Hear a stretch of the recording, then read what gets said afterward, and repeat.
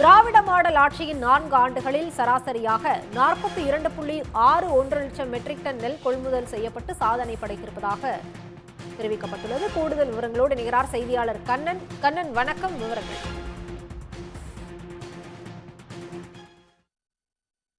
Model ஆட்சி நெல் கொள்முதலில் பல சாதனைகள் செய்துள்ளதாக தெரிவித்துள்ளது. அதில் முக்கியமாக கூற வேண்டும் என்றால், இந்த ஆண்டு ஒரு மாதம் முன்னதாகவே நெல் கொள்முதல் தொடங்கி நடைபெற்று வருவதாக தெரிவிக்கப்பட்டுள்ளது.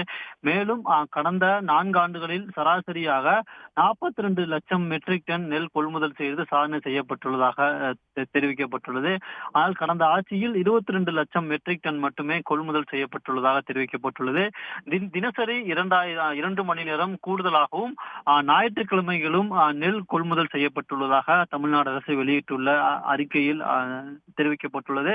நடப்பாண்டை பொறுத்தவரையில் தற்போது வரை 10.40 லட்சம் மெட்ரிக் டன்களில் கொள்முதல் செய்யப்பட்டு அதில் 8.77 லட்சம் மெட்ரிக் டன் மாவட்டங்களுக்கு நகர்வு செய்யப்பட்டுள்ளதாக தெரிவிக்கப்பட்டுள்ளது.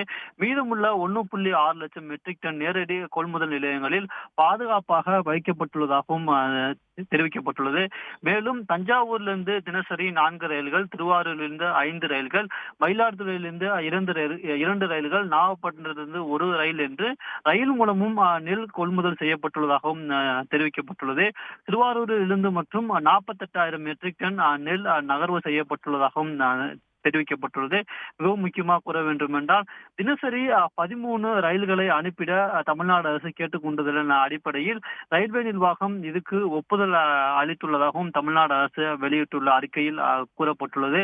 மேலும் சுமை பணியாளர்களுக்கு கூடுதல் தொகை வழங்கப்பட்டுள்ளதாகவும், திருவாரூர் மாவட்டத்தில் ஏற்கனவே மண்டல மேலாளர்கள் ஒரு கூடுதல் பதிவாளர் தலைமையில் 10 நாட்களாக நெல் கொள்முதல் நடைபெற்று வருவதாகவும் தெரிவிக்கப்பட்டுள்ளது.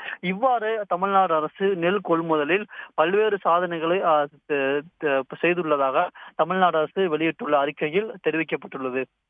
உடனுக்குடன் செய்திகளை தெரிந்து கொள்ள சன் நியூஸ் பெல் ஐகானை கிளிக் பண்ணுங்க.